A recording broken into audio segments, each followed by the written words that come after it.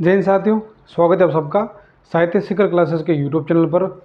आप लोगों के बहुत सारे कमेंट आ रहे थे कि सर आपने स्कूल व्याख्याता का जो फर्स्ट पेपर होता है उसकी कैसे तैयारी करें और कैसे नहीं, और स्कूल व्याख्याता की अब 3 महीने की रणनीति क्या रहेगी उसके बारे में आपने बात की है। और अब एक बार वरिष्ठ अध्यापक को लेके भी एक वीडियो बनाइए, उसमें एक रणनीति बताइए कि अब आप जैसे कि मान लो अभी ये अक्टूबर से स्टार्ट हो गया, अक्टूबर नवंबर दिसंबर, तो हमारे पास भी लगभग 2 महीने 3 महीने शेष हैं। तो अब इन 3 महीनों में हमारी क्या रणनीति हो कि हमारा जो है चयन हो जाए। और आज इस वीडियो में हम बात करेंगे केवल प्रथम प्रश्न पत्र को लेके, जो फर्स्ट पेपर जो होता है उसको लेके बात करेंगे, ताकि फर्स्ट पेपर किस पर आप तैयारी करें, किससे आपका सिलेक्शन हो जाए संस्कृत डिपार्टमेंट की इस भर्ती में ही। सबसे पहली बात तो ये कि आप सब लोगों को पता है कि पदों की संख्या बहुत कम है, और जहाँ पदों की संख्या बहुत कम हो जाती है वहीं अधिकांश संख्या जो अभ्यर्थियों की होती है वो निराश हो जाती है। उन्हें लगता है कि पद तो बहुत कम आए हैं, हमारा सिलेक्शन तो नहीं होगा, ये सोच बन जाती है, और ये सोच ही बहुत खतरनाक होती है। इससे देखो फ़ायदा उन अभ्यर्थियों के लिए है जो बिल्कुल निरंतर और गंभीर रूप से तैयारी कर रहे हैं, क्योंकि कंपटीशन कहीं भी नहीं होगा। फिर वो 8 से 10% जो अभ्यर्थी होंगे उन्हीं के बीच कंपटीशन होने वाला है, बाकी तो सारी भीड़ दिखेगी, क्योंकि फॉर्म तो सब अप्लाई करेंगे।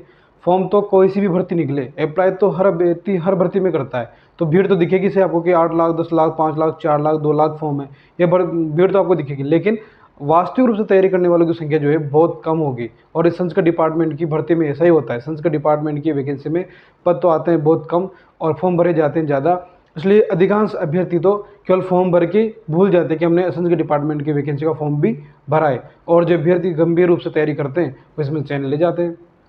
तो संस्कृत डिपार्टमेंट की जो भी अभ्यर्थी तैयारी कर रहा है, आज इस वीडियो में हम केवल प्रथम प्रश्न पत्र की रणनीति को लेकर बात करेंगे कि अब इन 3 महीनों में आपकी क्या रणनीति होनी चाहिए, क्या नहीं। सबसे पहले बात कर लेते हैं कि आप लोगों को पता है कि किस जो है इसमें किस किस विषय के लिए कितने पद हैं, वो इसके बारे में एक सामान्य से बात कर लेते हैं कि संस्कृत शिक्षा विभाग की जो भर्ती है,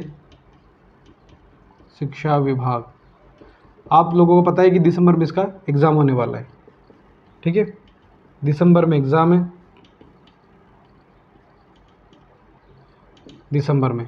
अब जो अभ्यर्थी इस दिसंबर के एग्ज़ाम में, क्योंकि देखो सामान्य शिक्षा विभाग की जो है वैकेंसी बहुत जल्द आएगी, लेकिन उसका एग्ज़ाम अगले 2025 में होगा, वो भी नवंबर दिसंबर के आसपास। अब जो अभ्यर्थी इसकी तैयारी कर रहा है और इसमें उसका सिलेक्शन हो गया, तो मान लो तब तक उसकी 6 महीने की सर्विस कंप्लीट हो जाएगी, है ना। और जो अभ्यर्थी इसकी तैयारी नहीं कर रहा है और वो सोच रहा है कि मैं तो सामान्य शिक्षा विभाग की जो वैकेंसी आएगी उसकी भर्ती आएगी तभी उसकी तैयारी करूँगा, तो उसका एक तो नुकसान है कि एक तो वह उसे अभी 1 साल और संघर्ष करना पड़ेगा, 1 साल और तैयारी करनी पड़ेगी, पहली बात है। दूसरी बात है कि 1 साल का तनाव झेलना पड़ेगा, और इसकी तैयारी नहीं करने का नुकसान ये होगा कि जो अभ्यर्थी इसकी तैयारी कर रहे हैं उनको ये फायदा होगा कि वो सामान्य शिक्षा विभाग की भर्ती में भी बेहतर प्रदर्शन करेंगे, क्योंकि उनका 1-2 बार कोर्स कंप्लीट हो चुका होगा। और जो अभ्यर्थी अभी तक बिल्कुल शून्य में है, जिन्होंने अभी तक तैयारी स्टार्ट ही नहीं की, और जो चाहता है कि सर मैं भी संस्कृत डिपार्टमेंट की वैकेंसी की तैयारी स्टार्ट करूँ, तो हाँ, आपको संस्कृत डिपार्टमेंट की वैकेंसी की तैयारी स्टार्ट कर देना चाहिए। उसका फ़ायदा आपको सामान्य शिक्षा विभाग की जो भर्ती होगी उसमें पूरी तरह फ़ायदा मिलने वाला है। मान लो इसमें आपका सिलेक्शन नहीं हुआ, अभी आप खाली बैठे हो, आप किसका इंतजार कर रहे हो? भर्ती का इंतजार कर रहे हो ना, आपका सिलेक्शन इसमें नहीं हुआ। लेकिन सामान्य शिक्षा विभाग की जब वैकेंसी आएगी ना, तब तक आप कम से कम अभी एक बार तो आपका कोर्स अभी कंप्लीट हो जाएगा जब इसका एग्जाम देने जाओगे 3 महीने के भीतर ही, और उसके बाद सामान्य शिक्षा विभाग की वैकेंसी आएगी ना, तब तक आप 3-4 बार कोर्स कंप्लीट भी कर लोगे, एग्जाम का तरीका भी समझ जाओगे, प्रश्नों की भाषा भी समझ जाओगे, और अपना पाठ्यक्रम का अच्छी तरह से दौरान भी कर लोगे। तो मेरा तो ये मानना है कि जो नए अभ्यर्थी हैं और जो भी कन्फ्यूजन में, उन्हें तैयारी कर देना स्टार्ट कर देना चाहिए। फॉर्म तो भर ही रखा होगा आपने। तो चलिए शुरू करते हैं आज की वीडियो को। तो देखो दिसंबर में एग्ज़ाम होने वाला है, ठीक है, और आपको पता है कि जैसे कि इसमें बात कर लेते हैं, संस्कृत विषय के कितने पद आए हैं।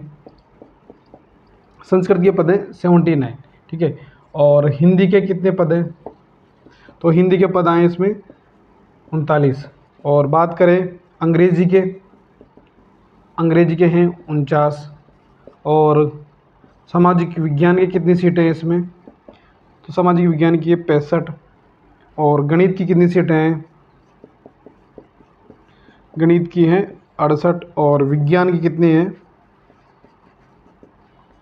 विज्ञान की है 47। तो ये तो संख्या आपको पता ही होगी आंकड़ा, लेकिन आपको नहीं पता हो तब भी याद रख लेना कि पद है बहुत कम, ठीक है। और कंपटीशन लग रहा होगा आपको बहुत भारी, लेकिन कंपटीशन उतना भारी होने वाला नहीं है। जिस भी अभ्यर्थी को जो संस्कृत से तैयारी कर रहा है उसे भी एक ही सीट में सिलेक्शन लेना है, हिंदी से तैयारी कर रहा है उसे भी एक सीट में सिलेक्शन लेना है, अंग्रेजी से उसे भी एक में लेना है। आप जो अभ्यर्थी सोचता है कि पदों की संख्या बहुत कम है, मुझसे पूछना चाहूँगा कि क्या तुम 39 सीटों पे सिलेक्शन लेना है क्या तुम्हें? 39 में सीटों पे तुम्हारा सिलेक्शन नहीं होगा, तुम्हें तो एक सीट चाहिए ना, तो फिर कहाँ कहाँ पद कम है? तुम्हारे लिए तो पर्याप्त पद है, ठीक है। तो मेरा मानना है कि तैयारी स्टार्ट कर देना चाहिए। अब सबसे पहले बात करें कि किसी भी एग्जाम को क्रैक करने से पहले आपको ये पता होना चाहिए कि कहाँ से कितने प्रश्न बनते हैं। अगर आपको ये पता है, उसका पाठ्यक्रम पता है, कहाँ से कितने प्रश्न बनते हैं, अगर ये पता है तो आपकी आधे से ज़्यादा तैयारी तो वहीं हो गई, ठीक है। क्योंकि एक रणनीति ही आपको सक्सेस बनाती है, ना कि कितना आप पढ़ रहे हैं वो सक्सेस बनाता है। रणनीति सबसे इंपॉर्टेंट होती है। तो आप सामान्य रूप से जानते हैं कि इसमें दो पेपर होते हैं, ठीक है। अब जो फर्स्ट पेपर की आज बात कर रहे हैं उसमें आएंगे 100 क्वेश्चन। कितने आएंगे? 100 क्वेश्चन आने वाले हैं। अब 100 क्वेश्चन की बात करें तो सबसे पहले जैसे मान लो बात कर लेते हैं सिलेबस की, जैसे राजस्थान का सामान्य ज्ञान, ठीक है, इसके लगभग 50 क्वेश्चन बनते हैं। मोटा मोटा विभाजन कर रहे हैं, राजस्थान का सामान्य ज्ञान के 50 क्वेश्चन बनते हैं और मनोविज्ञान के आते हैं 20 प्रश्न। मनोविज्ञान के 20 क्वेश्चन आते हैं और विश्व व भारत का सामान्य ज्ञान आता है।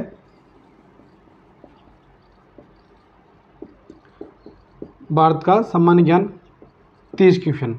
तो कितने क्वेश्चन हो गए? 100 क्वेश्चन आपका हो गए। अब ये देखो कि सबसे ज़्यादा प्रश्न कहाँ से आ रहे हैं, तो राजस्थान के सामान्य ज्ञान से ज़्यादा प्रश्न बन रहे हैं और उसके बाद विश्व का, भारत का सामान्य ज्ञान आ रहा है। अब मुख्यतः इनका डिवाइडेशन करते हैं, जहाँ से आपको और अच्छे से पता लगेगा कि कहाँ हमें कितना पढ़ना चाहिए, कहाँ से कितने प्रश्न बनते हैं। तो राजस्थान के सामान्य ज्ञान की बात कर लेते हैं एक बार। इसमें देखें तो राजस्थान का जो भूगोल है, तो लगभग भूगोल के आते हैं 10 क्वेश्चन, ठीक है, और राज्य व्यवस्था के आते हैं 10 क्वेश्चन 10, और इतिहास व संस्कृति के आते हैं 10, और राजस्थान की करंट अफेयर्स, ठीक है, यहाँ से आते हैं आपके 10 क्वेश्चन। राजस्थान के इतिहास और संस्कृति से 20 क्वेश्चन आते हैं, ठीक है, 20 क्वेश्चन। अब आप देखिए कि राजस्थान का भूगोल, राजस्थान की राज्य व्यवस्था, इतिहास और संस्कृति और करंट अफेयर्स, अगर करंट अफेयर्स को अभी छोड़ देते हैं तब भी 40 क्वेश्चन का मैटर आपका यहाँ से आ रहा है। तो राजस्थान का सामान्य ज्ञान सबसे महत्वपूर्ण भूमिका निभाता है।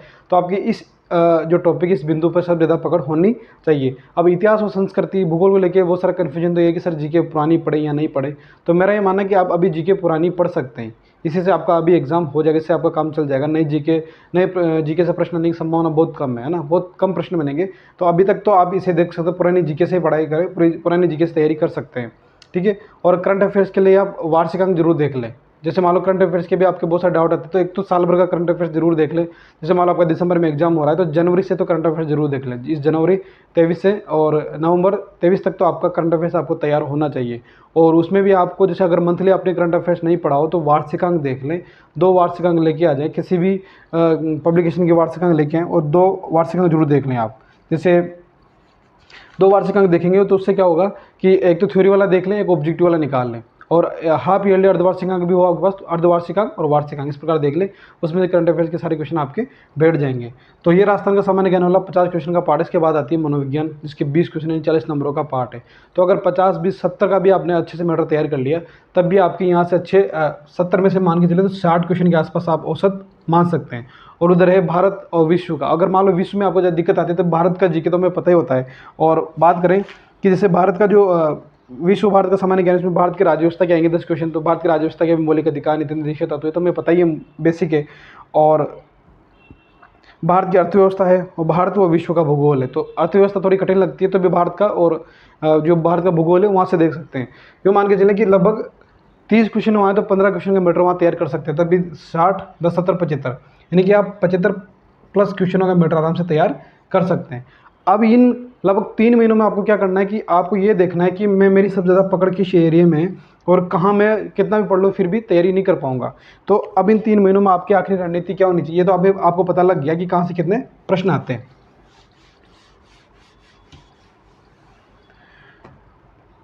अब इन 3 महीनों में आपको क्या करना है, सबसे पहले कि आपकी अच्छी पकड़ कौन से बिंदु पर है, अच्छी पकड़। तो जैसे आपको पता है कि मुझे राजस्थान भूगोल अच्छे से आता है, राजस्थान कला संस्कृति अच्छे से आती है, तो आप इनको केवल एक बार पढ़ लें। जो मान लो अब 3 महीने ही बचे हैं, अभी से तैयारी करना स्टार्ट कर रहे हैं उनके लिए, और जो एक बार कोर्स कर चुके हैं उनके लिए तो कोई दिक्कत है नहीं, वो तो आराम से रिवीजन करते चलें। लेकिन जो अब तैयारी स्टार्ट कर रहे हैं वो क्या करें कि एक बार जहाँ जहाँ उनकी अच्छी पकड़ है उनको तो 10 या 15 दिन के भीतर उस रजिस्टर जो आपके नोट्स बने या बुक्स उसका रिविजन कर लें। अच्छी पकड़ हो, जिस पे भी, हमारे इतिहास पे, कला संस्कृति पे है। अब आपको लगता है कि सर जैसे मान लो मेरे लिए अर्थव्यवस्था कठिन है, मेरे लिए भूगोल कठिन है, या मेरे लिए राजव्यवस्था कठिन है, तो ये जो विषय हैं ये भी इतने डिफिकल्ट नहीं है। जैसे मान लो अगर आप राजस्थान का भूगोल तैयार करना चाहते हैं तो 15 दिन में अगर आप राजस्थान का भूगोल पढ़ेंगे बिल्कुल फ्री होकर, 6 घंटे भी डेली पढ़ेंगे, 7 घंटे पढ़ेंगे, तब भी आप 15 दिन में राजस्थान का भूगोल आराम से तैयार कर सकते हैं। राजव्यवस्था की बात करें तो वही 15 दिनों में आप आराम से तैयार कर सकते हैं, यानी कि 1 महीने के भीतर आप राजव्यवस्था भी पढ़ लेंगे, भूगोल भी तैयार कर लेंगे। अगले महीने में आपको क्या करना है, जरा अर्थव्यवस्था है उसको तैयार कर लेना है और करंट अफेयर्स देख लेना है। और आपके जैसे मान लो जिसमें 1 महीने में ही हो गया, और 1 महीने में ही, और जो अच्छे पकड़ कर रखे आपने वो तो पहले से तैयार, आपको 15 दिन में तैयार कर लेंगे, 15 से 20 दिन के भीतर इसमें आपका एक बार पूरा तरह कोर्स कंप्लीट हो जाएगा। देखो अब जो तैयारी स्टार्ट करेगा वह या तो डेली कम से कम 10 से 12 घंटे प्लस पड़ेगा गंभीर रूप से, तब वो 2 बार रिविजन कर पाएगा कोर्स का। क्योंकि अगर 8 घंटे पढ़ोगे तो 8 घंटे में तो केवल आपका पूरी तरह एक बार कोर्स ही कंप्लीट होगा, वो भी बहुत एक लेवल की मेहनत करोगे तब। लेकिन 10 से 12 घंटे पढ़ाई कर लोगे तो 2 बार आराम से एक बार कोर्स पूरा, एक बार रिविजन कर लोगे। तो आपके ऊपर है कि आप कितनी मेहनत करते हैं। बाकी ये जो विषय हैं ये इतने बड़े नहीं है कि आप 15 दिन में कंप्लीट नहीं कर सकते। सिलेबस की प्रिंट निकलवाइए और सिलेबस में देखिए कि कौन कौन से बिंदु मेरे पाठ्यक्रम में शामिल है, उन पाठ्यक्रम के उन बिंदुओं के अकॉर्डिंग पढ़ाई कीजिए। और ज़्यादा डीपली जाने की जरूरत नहीं है, बहुत इतना गहरे में उतरने की जरूरत नहीं है। जहाँ आपको टॉपिक कठिन लगे उन टॉपिकों को छोड़ सकते हैं। जैसे 100 क्वेश्चन आते हैं ना, तो आप क्या करें कि 100 में से मान लो 10 क्वेश्चन आप छोड़ सकते हैं बिल्कुल ही। आप तो 90 क्वेश्चन जो है उसके मैटर का, उस 90 क्वेश्चन का मैटर तैयार कीजिए, उस हिसाब से मेहनत कीजिए। 90 क्वेश्चन में से आपने 80 प्लस क्वेश्चन भी आपके आराम से, 80 भी सही हो गए ना, 75 और प्लस 80 क्वेश्चन भी, उसमें आपका सिलेक्शन हो जाएगा। देखो एग्जाम की तैयारी के दौरान क्या पढ़ना है क्या छोड़ना है सबसे ज़्यादा इंपॉर्टेंट होता है। और आपको अगर ये पता लग गया ना कि हाँ सर क्या छोड़ना है क्या पढ़ना है, तो यूँ मान के चलें कि आप सक्सेस हो। अब ये आपको देखना है कि मेरा कौन सा पार्ट जो है ज़्यादा कमज़ोर है, या जो ज़्यादा कठिन है, या जिसे मैं तैयारी करूँगा तब भी नहीं हो पाएगा। उस पार्ट को आप 10 जो 8-10 प्रश्नों का पार्ट होगा उसे छोड़ दो। बाकी जितना पता है ना, जितना 90 क्वेश्चन यहाँ से बन रहे उस पार्ट पे अच्छी पकड़ कर लो। उस पार्ट पे अपनी यूँ मान लो उस पार्ट की रणनीति बनाओ और इसे तैयार करो। समय कम होता है तब रणनीति सबसे ज़्यादा इंपॉर्टेंट होती है। ठीक है, एक तो ये चीज़ करनी है। दूसरी, अब आपने जैसे एक कोई भी अगर जो फ्रेशर हो या फिर जो नए हो, मतलब जो जो जिनका रिवीजन हो चुका है, जो तैयारी कर चुके हैं, उन सभी से है कि मैंने अभी पिछली वीडियो बनाया था कि जो संस्कृत डिपार्टमेंट की तैयारी करें उन्हें किन किन गलतियों से बचना चाहिए। नया कंटेंट शामिल बिल्कुल नहीं करना है, मैंने पहले बताया था, अभी बता रहा हूँ, नया कंटेंट शामिल मत करना। बेसिक जो है वही पढ़ना है, केवल करंट अफेयर्स पढ़ना है, इसके अलावा नए कंटेंट को भी शामिल नहीं करना है। ठीक है, ये सबसे इंपॉर्टेंट बात है, क्योंकि नया कंटेंट शामिल करोगे तो फिर नुकसान हो जाएगा। जो रिवीजन कर चुका है एक बार तो वो तो बिल्कुल भी ना करें। जो अभ्यर्थी पहली बार तैयारी अब तैयारी करना स्टार्ट कर रहे हैं वो कर सकते हैं, क्योंकि उनके पास तो पढ़ना ही पड़ेगा, कोई मैटर है नहीं उनके पास। ठीक है, और टेस्ट सीरीज ज्वाइन करेंगे तो टेस्ट सीरीज को केवल ये लेंगे कि हम सीख रहे हैं, सीखने के हिसाब से टेस्ट सीरीज ज्वाइन करेंगे, ना इस हिसाब से कि टेस्ट सीरीज ही हमारा सिलेक्शन दे रही है। ये हिसाब से ये मानसिकता रख के ना चलें, क्योंकि मानसिकता आपको डिप्रेशन में भी लेके जाएगी और फिर कहीं ना कहीं आप जहाँ अच्छा प्रदर्शन कर सकते थे, अच्छा आपका चयन हो सकता था, फिर भी आप चयन से बाहर हो जाओगे। तो और ये चीज़ भी इंपॉर्टेंट है, इस चीज़ को ध्यान रखें। और लास्ट टाइम चल रहा है तो ओल्ड क्वेश्चन पेपर जरूर निकाल लें। ठीक है, ओल्ड क्वेश्चन पेपर निकाल लें, भले टेस्ट सीरीज ज्वाइन ना करें लेकिन ओल्ड क्वेश्चन पेपर निकाल लें। जब भी जैसे सेकंड ग्रेड का जो भी एग्जाम हुआ है, सामान्य शिक्षा विभाग का और संस्कृत शिक्षा विभाग का जो भी एग्ज़ाम हुआ है अब तक, उसके ओल्ड क्वेश्चन निकाल लें फर्स्ट पेपर के, उस सारे प्रश्न पत्रों को एक बार, कम से कम एक बार 2 बार देख लें। अगर आपने इसे निकाल लिया तो डेली अगर आप एक प्रश्न पत्र भी आज से सोल्व किया, कल 2 किए, कल दूसरा किया, तभी आप मतलब 1 महीने के भीतर इतने भी लगभग 10 से 15 प्रश्न पत्र निकलेंगे मुश्किल से, सामान्य और संस्कृत शिक्षा विभाग की वैकेंसी को लेके। बहुत पुराने, बहुत, अगर आप 10-15 सालों के बीच की बात करेंगे तब तो उनको आराम से सोल्व कर सकते हैं। उनको देख लो, पढ़ लो, उससे पता लग जाएगा कि प्रश्न की भाषा क्या होती है और हमें किस गहराई तक उतरना चाहिए, ये आपको पता लग जाएगा। बेसिक प्रश्न बनते, ज़्यादा गहराई से आपको जाने की जरूरत नहीं पड़ेगी। थोड़ा करंट अफेयर्स और थोड़ा राजस्थान की जो भारत की जो इकोनॉमी आती है वो थोड़ी डिफिकल्ट पड़ती है, बाकी उतना पार्ट ज़्यादा कठिन आता नहीं है। मनोविज्ञान में बहुत सारी परिभाषाएं रिपीट होती है, राजस्थान की जीके के बहुत सारे क्वेश्चन रिपीट हो जाते हैं। तो अगर वो प्रश्न पत्र देख लेंगे तो आपकी आधी तैयारी तो वहीं से हो जाएगी, सिलेबस और पुराने प्रश्न पत्र, ये चीज़ देख लेंगे। लास्ट का टाइम चल रहा है तो ये बेसिक संक्षिप्त रणनीति आप अपना सकते हैं सक्सेस होने के लिए। बाकी आपको डेली 8 से 10 घंटे देने पड़ेंगे। अगर आप चाहें कि कोई जैसे मैं आपको एक जादू या कोई मंत्र बता दूँ उससे सक्सेस जो हुआ जा सकता है, तो वैसा कोई जादू मंत्र मेरे पास नहीं है। मेहनत ही सबसे बड़ा जादू या मंत्र है, मेहनत ही करनी पड़ेगी। और सिलेबस निकाल लो, सिलेबस पढ़ लो और पुराने प्रश्न पत्र देख लो, और उसी के अकॉर्डिंग आप एक बार कोर्स कर चुके हैं तो नया कंटेंट शामिल मत करो, उसका रिवीजन करते रहो।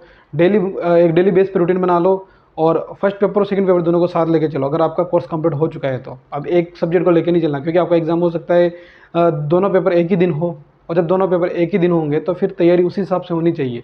हम ये सोचे कि केवल जीके जीके पढ़ रहे हैं, फिर अपने वो छोड़ दिया, विषय वाला पेपर छोड़ दिया, फिर विषय वाले को पढ़ रहे हैं तो प्रथम प्रश्न पत्र छोड़ दिया, तो फिर क्या होगा, रिवीजन बहुत लेट हो जाएगा। जैसे मान लो आपने बिल्कुल ही छोड़ दिया, 15-20 दिन तक आपने प्रथम प्रश्न पत्र का कुछ देखा ही नहीं, तो ऐसा लगेगा कि पता नहीं कब तैयारी की थी प्रथम प्रश्न पत्र की, है ना। ये चीज़ सबसे इंपॉर्टेंट होती है, तो इन चीज़ों के ऊपर ध्यान रखें। और भी कोई आपके मन में जिज्ञासा हो कि सर कुछ चीज़ें जो हमें समझ में नहीं आ रही है, इस टॉपिक पर बात कर लीजिए। और अभी वैसे बहुत कुछ अभी भी 1-2 वीडियो और बनाएंगे, जैसे कि पिछली बार जो क्या क्या कट ऑफ रही है, और एक अनुमानित क्या स्कोर किया जा सकता है, या अनुमानित कितने प्रश्न जो है हमें अटेम्प्ट करने चाहिए, इसके बारे में स्कूल व्याख्याता के लिए अलग से बात करेंगे, वरिष्ठ अध्यापकों को लेकर भी अलग से बात करेंगे। ये अभी आपकी जो डाउट्स आ रहे थे कि सर जीके पुराना पढ़ें या नया पढ़ें, या फिर सर आखिरी दिनों में किस तरह शुरुआत कर सकते हैं, पहली बार अब तैयारी करें तो क्या कर सकते हैं, क्या उन सारे जो आपके प्रश्न थे उनका जवाब देने का मैंने कोशिश की है। बाकी आपके मन में और भी कोई जिज्ञासा हो तो कमेंट जरूर करें, उस पर बात कर लेंगे। और जो अभ्यर्थी संस्कृत शिक्षा विभाग की तैयारी करना चाहता है, सामान्य शिक्षा विभाग की तो तैयारी करनी ही करनी है आपको, तो स्कूल व्याख्याता और वरिष्ठ अध्यापक को लेके जो सेकंड पेपर है हिंदी साहित्य का, उसका पूरी तरह कोर्स यहाँ साहित्य शिखर क्लासेस पर निःशुल्क करवाया जा रहा है। तो आप इस चैनल से जुड़ सकते हैं, साहित्य शिखर क्लास से टेलीग्राम चैनल है उसे भी जुड़ सकते हैं। और स्कूल व्याख्याता का मैनेजमेंट जो भी यहाँ पर निःशुल्क करवाया जाएगा। तो अगर आप कोर्स नहीं ले सकते कि सर हम कोर्स अफोर्ड नहीं कर सकते या किसी ऑफलाइन कोचिंग ज्वाइन नहीं कर सकते, तो आपको कहीं जाने की जरूरत नहीं। एक बार इस चैनल पर जो पुरानी जो अभी कोर्स चल रहा है, पुरानी क्लासेस देखें, आपको कहीं भी जाने की जरूरत नहीं पड़ेगी। पूरी तरह इतनी गहराई से कोर्स करवा रहे हैं कि आपको जो है बिल्कुल निःशुल्क आप घर बैठे अच्छे से तैयारी कर सकते हैं और अपना चयन ले सकते हैं। अगर आप में पूरी तरह अनुशासनबद्ध आप रह सकते हैं और धीरे के साथ तैयारी कर सकते हैं, तो इस चैनल को सब्सक्राइब कर लें। और भी क्या डाउट है कमेंट जरूर करें, उस पर बात कर लेंगे। मिलते हैं तब तक नेक्स्ट वीडियो में। जय हिंद, जय भारत।